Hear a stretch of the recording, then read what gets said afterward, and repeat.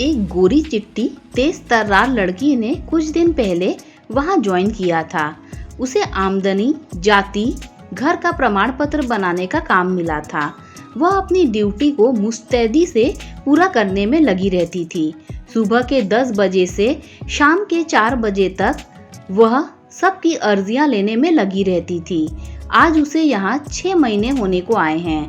अब उसके चेहरे पर शिकन उभर आई है, होठों से मुस्कान गायब हो चुकी है। ऐसा क्या हो गया है? अजय भी ठहरा जाना माना पत्रकार, खोजी पत्रकारिता उसका शगल है। अजय ने मामले की तह तक जाने का फैसला किया। पहले नाम और डेरे का पता लगाया। नाम है सुमन लता मुंजाल और रहती है शिवपुरी कॉलोनी, अररिया में। अजय ने फुर्ती से अपनी खटारा मोटरसाइकिल उठाई और चल पड़ा। पूछते पूछते वहां पहुंचा। आज रविवार है तो जरूर वह घर पर ही होगी। डोरबेल बजाई, वह बाहर निकली। अजय अपना कार्ड दिखाकर बोला, मैं एक छोटे से अखबार का प्रतिनिधि हूँ मैडम जी। मैं आपसे कुछ खास जानने आया हूँ। फुर्सत नहीं है, कहकर वह अंदर चली गई और अजय टका समूह लेकर लौट आया। अजय दूसरे उपाय सोचने में लग गया। 15 दिन की मशक्कत के बाद उसे सब पता चल गया। सुमन लता को किसी न किसी बहाने से उसके अफसर तंग करते थे। अजय ने स्टोरी बनाकर छपवा दी। फिर तो वह हंगामा हुआ कि क्या कहने, दोनों की बदली हो गई। अच्छी बात यह हुई कि सुमन लता के होठों पर पुरानी मुस्कान लौट आई। एक दिन अजय कुछ काम से ब्लॉक दफ्तर गया था। उसने आवाज देकर बुलाया। अजय चाहता तो अनसुना कर सकता था, पर फुर्सत पाकर वह मिला। औपचारिक बातें हुई। उसने अजय को घर आने का न्योता दिया और उसका फोन नंबर लिया। बात आई गई हो गई। 3 दिन बाद रविवार था। शाम को अजय को फोन आया। अजनबी नंबर देखकर हेलो कहा। उधर से आवाज आई, सर मैं मिस मुंजाल बोल रही हूँ। आप आए नहीं? मैं सुबह से आपका इंतजार कर रही हूँ। अभी आइए प्लीज। मिस मुंजाल यानी वह कुंवारी है, सोचकर अजय तैयार हुआ और चल पड़ा। एक बुके व मिठाई ले ली। डोर बेल बजाते ही उसने दरवाजा खोला। साड़ी में वह बड़ी खूबसूरत लग रही थी। वह चहकते हुए बोली, आइए, मैं आपका ही इंतजार कर रही थी। अजय भीतर गया। वहाँ एक औरत बनी ठनी बैठी थी। वह परिचय कराते हुए बोली, ये मेरी मम्मी है। और मम्मी, ये महाशय पत्रकार हैं। मेरे बारे में इन्होंने ही छापा था। अजय ने उनके पैर छूकर प्रणाम किया। वे उसे आशीर्वाद देते हुए बोली, सदा आगे बढ़ो बेटा, आओ बैठो। तभी मिस मुंजाल बोली, आपने मुझे अभी तक अपना नाम तो बताया ही नहीं। वह बोला, मुझे अजय मोदी कहते हैं। आप सिर्फ मोदी भी कह सकती हैं। मैं अभी आती हूँ, कहकर वह अंदर गई। पल भर में वह ट्रॉली ढकेलती हुई आई। उस पर केक सजा हुआ था। देखकर अजय को ताज्जुब हुआ। उसने खुलासा किया, आज मेरा जन्मदिन है। अजय ने पूछा, मेहमान कहाँ है? वह मुस्कुराते हुए बोली, आप ही मेहमान हैं मिस्टर अजय मोदी। ओह, अजय ने इतना ही कहा। मोमबत्ती बुझाकर उसने केक काट डाला। पहला टुकड़ा अजय को खिलाया। अजय ने भी उसे और उसकी मम्मी को केक खिलाया। फिर बुके व मिठाई के साथ बधाई दी और कहा, मैं बस यही लेकर आया हूँ। पहले पता होता तो तैयारी के साथ आता। उसने इशारे से मना किया और बोली, आज प्रोफेशनल नहीं, पर्सनल मोमेंट को जीना है। अजय चुप हो गया।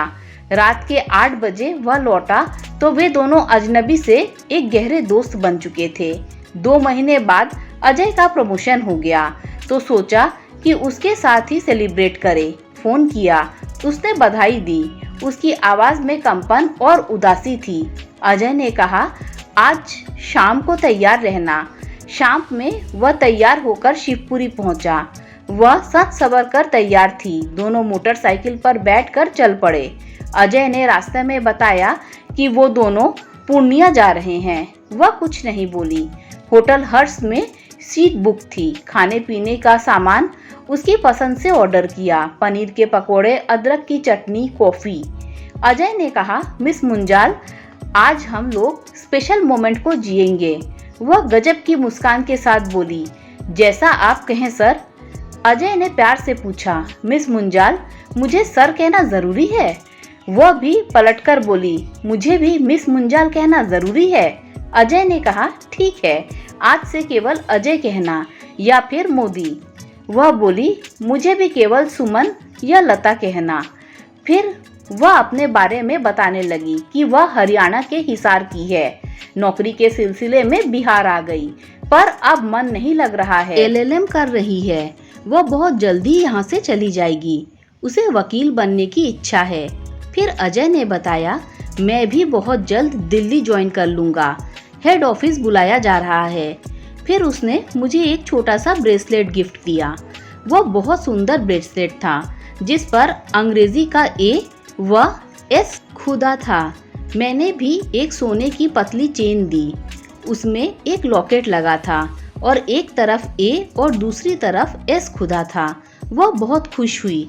ब्रेसलेट पहनाकर उसने अजय का हाथ चूम लिया और सहलाने लगी।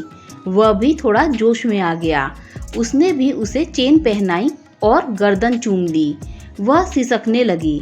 अजय ने वजह पूछी तो बोली, तुम पहले इंसान हो जिसने मेरी बिना किसी लालच के मदद की थी।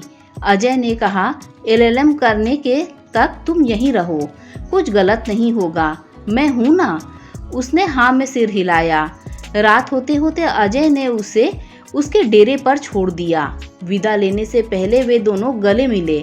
अजय दूसरे ही दिन गुपचुप तरीके से BDO साहब से मिला, अपने प्रभाव का इस्तेमाल किया और उसकी ड्यूटी बदलवा दी। इस बात को 10 साल गुजर गए।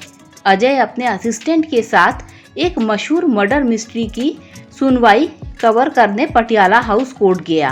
कोर्ट से बाहर निकलकर वह मुड़ा ही था कि कानों में आवाज सुनाई पड़ी, मिस्टर मोदी प्लीज रुकिए। अजय ने देखा कि एक लड़की वकील की ड्रेस में हांफती हुई चली आ रही है। पास आकर उसने पूछा, excuse me please, are you mister Ajay Modi? Ajay ने कहा, यस एंड यू? उसने कहा, मैं रीना महिंद्रा, आप प्लीज मेरे साथ चलिए, मेरी सीनियर आपको बुला रही है। अजय हैरान सा उसके साथ चल पड़ा। पार्किंग में एक लंबी नीली कार खड़ी थी। उसके अंदर एक औरत वकील की ड्रेस में बैठी थी। अजय के वहां पहुंचते ही वह बाहर निकली और उसके गले से लग गई। अजय यह देखकर अचकचा गया। वह चहकते हुए बोली, कहाँ खो गए थे मिस्टर मोदी? पहचाना नहीं क्या मुझे? मैं सुमन लता मुंजाल। अजय बोला, कैसी हैं आप? वह बोली, गाड़ी में बैठो, सब बताती हूँ। अजय ने अपने असिस्टेंट को जाने के लिए कहा और गाड़ी में बैठ गया। उसने भी रीना को मेट्रो से जाने के लिए कहा और खुद ही गाड़ी ड्राइव करने लगी। वह लक्ष्मी नगर के एक फ्लैट में ले आई। अजय को एक गिलास पानी लाकर दिया और खुद फ्रेश होने चली गई। कुछ देर बाद टेबल पर नाश्ता था, जिसे उसने खुद बनाया था। फिर वह अपनी जिंदगी की कहानी बताने लगी। आपने तो चुपचाप मेरी ड्यूटी बदलवा दी। कुछ दिन बाद ही मुझे पता चल गया। सभी ताने मारने लगे। मुझसे सभी आपका रिलेशन पूछने लगे, तो मैंने मंगेतर बता दिया। काफ़ी समय बीत जाने पर जब आप नहीं मिले और ना ही फ़ोन आया तो मैं परेशान हो गई। पता चला कि आप दिल्ली में हो और अखबार भी बंद हो गया है। मैं समझ गई कि आप जद्दोजहद कर रहे होंगे। इधर मेरी माँ को लकवा मार गया। मेरी LLM की पढ़ाई भी पूरी हो गई। उस नौकरी से मैं तंग आ चुकी थी।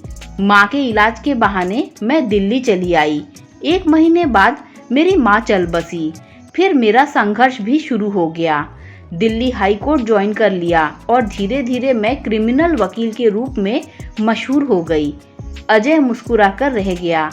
उसने पूछा, आप बताओ कैसी कट रही है? अजय ने बताया, दिल्ली आने के कुछ महीने बाद ही अखबार बंद हो गया। मैंने हर छोटा बड़ा काम किया, ठेला तक चलाया, अखबार बेचा।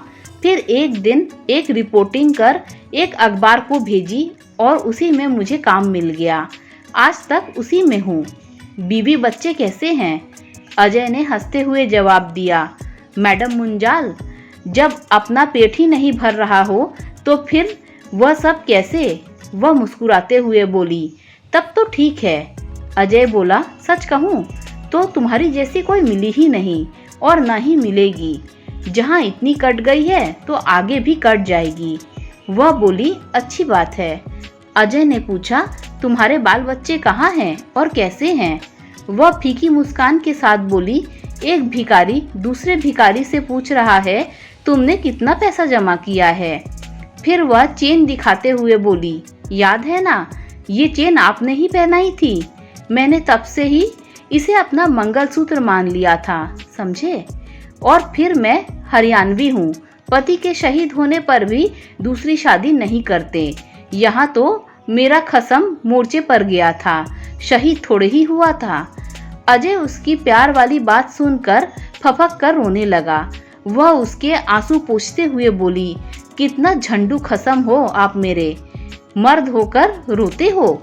अजय खसम शब्द पर मुस्कुराते हुए बोला, I am sorry my love, you are great and I love you very much. वह भी मुस्कुराते हुए बोली, अच्छा इसीलिए पलटकर मेरी खबर तक नहीं ली। इसके बाद अजय को अपनी बाहों में कसते हुए वह बोली, मैं इस अनोखे मंगलसूत्र को दिखा दिखा कर थक चुकी हूँ। मोदी डियर, अब सबके सामने मुझे स्वीकार भी कर लो प्लीज। वे दोनों अगले हफ्ते ही एक भव्य समारोह में एक दूसरे के हो गए। कहा भी गया है कि जिंदगी एक बांसुरी की तरह होती है, अंदर से खोखली, बाहर से छेदों से भरी और कड़ी भी, फिर भी बजाने वाला इसे बजाकर मीठी धुन निकाल ही लेते हैं। दोस्तों, अगर आपको ये कहानी अच्छी लगी हो तो लाइक शेयर सब्सक्राइब कीजिए। Thanks for watching this video.